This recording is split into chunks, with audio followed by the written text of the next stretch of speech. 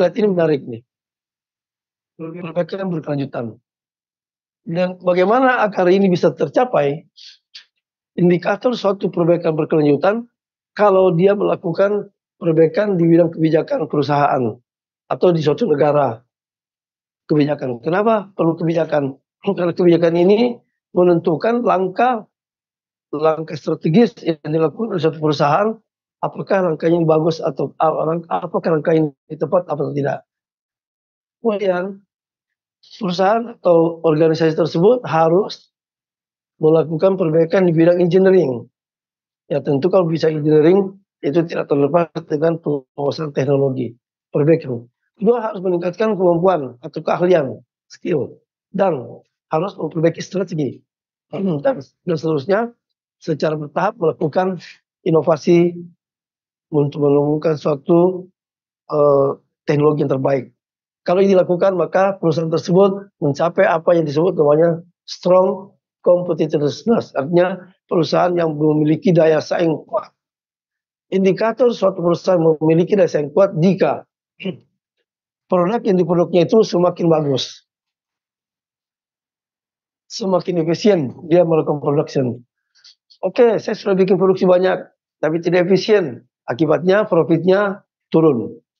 Tapi kalau produknya efisien, contoh pengertian efisiensi ini adalah produk cacat bisa dikurangi. Kemudian cacat penghematan material yang boros bisa dikurangi. Itu antara lain salah satu. Dan kemudian perusahaan yang selalu sedikit overtime itu adalah tidak efisien. Tapi kalau terpaksa ya apa boleh buat. Nah contoh lagi, kalau suatu perusahaan itu berdaya saing kalau dia sudah bisa melakukan produk modification. Misalnya dulu membuat TV black white, sekarang menjadi TV warna, itu kan modifikasi. Kemudian dulu TV-nya pakai antena luar, sekarang menggunakan antena dalam, itu salah satu modifikasi. Dan tentu kenapa diperlukan modifikasi dan lain-lain, ternyata customer-nya itu tertarik dengan produk yang terbaru. Nah, kemudian kita lihat lagi, bahkan perusahaan tersebut yang berhasil berdaya saing kuat, yang bisa mengembangkan produk tersebut. Suatu produk yang sama, tapi fiturnya, fungsi-fungsinya bisa ditambah. Nah ini saya kasih contoh, ini biasanya digunakan namanya ilmu, disebut namanya ilmu value engineering. Maaf, batuk. Atau suatu perusahaan ini karena berkembang, bisa dia menambah sektor bisnis lainnya. Misalnya dia industri manufaktur, sekarang menambah lagi industri jasa rumah sakit, jasa pembengkelan, jasa dan lain-lain. Ini contoh. Dengan demikian dijamin bertahan sukses dengan catatan ini. Melakukan perbaikan kebijakan, perbaikan engineering, meningkatkan skill dan lain-lain. Nanti juga pada akhir ini kita akan tanya jawab ya Pak ya. Lanjut ke slide berikutnya. Continuing improvement. Nah kita lihat upaya terus memperbaiki kemampuan perusahaan. Performance perusahaan terus diperbaiki. Kemudian semua kita harus juga mengoptimalkan teknologi yang ada dan strategi proses harus diperbaiki. Jadi sistem yang ada dalam perusahaan itu harus lebih diperbaiki sehingga efisien dan berdaya saing. Dengan demikian akan meningkatkan profit dari perusahaan. Lanjut. Mungkin kita sering bertanya atau ada suatu pertanyaan. Bagaimana seseorang atau suatu perusahaan bisa tetap bertahan sukses? Saya sudah sukses sekarang. Apakah saya masih bisa sukses 5 tahun ke depan? Nah, itu bagaimana caranya? Dan juga ada pertanyaan. Kenapa sih menjadi bertahan sukses itu sulit? Saya sudah hebat sekarang, bisnisnya lancar, bagus. Tapi pada kenyataannya 3 atau 5 tahun ke depan saya turun. Nah, bagaimana kok bisa susah bertahan? Kenapa bisa kok sulit bertahan untuk terus sukses? Nah, ini adalah pertanyaan berikutnya. Kenapa seorang Apa yang harus dilakukan seorang pimpinan untuk tetap bertahan sukses? Nah, ini pertanyaannya, semuanya kita punya pertanyaan yang sama. Jawabannya ada di jawaban dasar, yaitu perbaikan berkelanjutan atau continuous improvement, atau melakukan perbaikan atau peningkatan terus menerus dan seterusnya. Ini pertanyaan ini harusnya ada juga muncul di para hadirin di webinar ini. Oke, lanjut yang berikutnya. Kenapa harus dilakukan perbaikan dan perbaikan? Ya karena kita setiap saat tidak pernah terlepas dari persoalan. Persoalannya itu bermacam-macam. Misalnya kita contoh saja di suatu perusahaan manufaktur, pasti terdapat banyak produk yang cacat. Itu berarti kerugian. Apa kita mau rugi? Kita tidak mungkin. Kemudian produk yang kita buat kualitasnya rendah. Kalau rendah ya kita kalah bersaing dengan pesaing bisnis. Kemudian target produksi tidak tercapai. Kemudian proses produksi sangat lambat. Lingkungan kerja tidak harmoni. Nah, yang perlu diperbaiki di sini bukan hanya mendapatkan ilmu saja, tetapi bagaimana memperbaiki atau melakukan peningkatan lingkungan kerja yang lebih bagus. Sehingga yang bekerja di sana nyaman, harmoni, dan kompak. Kemudian, jangan sampai banyak sifatnya ada karyawan yang menganggur. Kenapa mereka menganggur? Oh, saya tidak bekerja, Pak, karena mesin saya lagi rusak.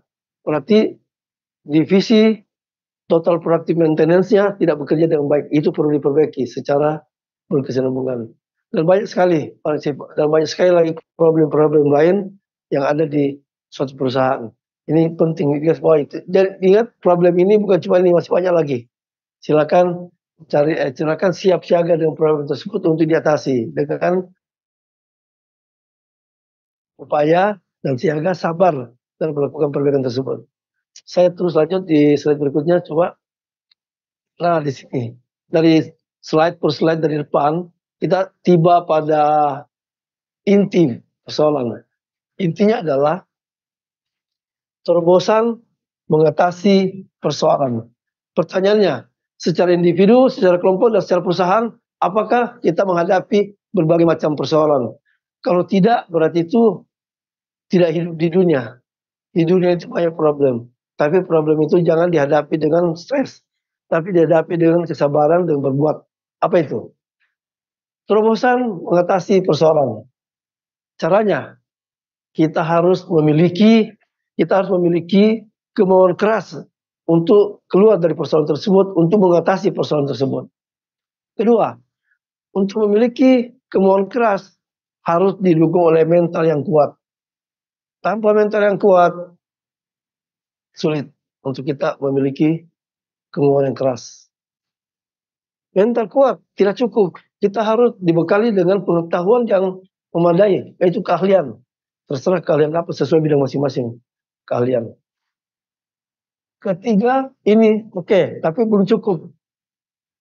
Terutama di perusahaan yang mungkin memiliki perusahaan sekarang, yang paling penting adalah integrity. Apa itu? Rasa empati dari pimpinan ke karyawan, rasa empati antara teman sesama karyawan, kejujuran, keharmonisan. Ketiga, keempat, materi ini harus dimiliki oleh suatu perusahaan. Agar dengan demikian perusahaan terus bisa menciptakan suatu kreasi atau inovasi yang merupakan terobosan mengatasi persoalan. Persoalan itu bisa diatasi jika perusahaan itu melakukan pengembangan, perusahaan itu melakukan perbaikan dalam desain, perusahaan itu bisa melakukan perbaikan di bidang pemasaran, bisa mengupgrade skill daripada karyawan, bisa memperbaiki sistem manajemen dan segala macamnya. Ini terobosan-terobosan yang dilakukan sehingga mengatasi persoalan. Jadi ini dasarnya, sehingga tercipta ini, maka ini bisa teratasi. Coba lihat, dengan perbaikan terus menerus, maka sukses akan bertahan. Mungkin mudah-mudahan apa yang saya sampaikan bisa ditangkap atau diterima. Saya yakin materi yang saya sampaikan ini bukan materi yang luar biasa, tapi ini ada awareness bahwa kita itu selalu hal yang biasa pun juga kita abaikan, padahal ternyata kita itu lalai dalam memperbaiki. Sekecil apapun itu harus diperbaiki. Apalagi yang lebih besar. Oke, mudah-mudahan bisa diterima, dipahami apa yang saya infokan. Oke, kita lihat bahwa indikator atau indikasi tanda suatu perusahaan itu bertahan dan sukses, ya, kalau ada kalaunya. Kalau perusahaan tersebut itu semakin bertumbuh atau makin berkembang. Oke, bisnis daripada misalnya saya berbisnis di bidang restoran. Kalau bisnis saya makin berkembang, makin banyak buka cabang, itu tanda bahwa dia akan bertahan. Kemudian, saya sekarang bikin bisnis restoran. Saya bikin diversifikasi produk. Pertama restoran Padang. Lah ternyata saya juga bikin restoran Jepang misalnya. Itu contoh bahwa saya itu bertahan. Kemudian dulu saya punya pabrik atau saya punya karyawan atau saya punya fasilitas di suatu restoran tadi. Hanya beberapa yang sederhana. Tapi bertambah. Kenapa bertambah? Karena customer saya semakin banyak.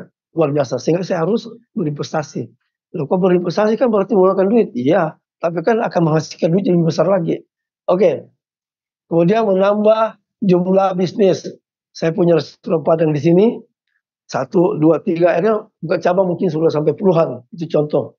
Kemudian yang paling utama nih, bukan kepada saya sendiri, siapapun yang ada, bagaimana meningkatkan kemakmuran.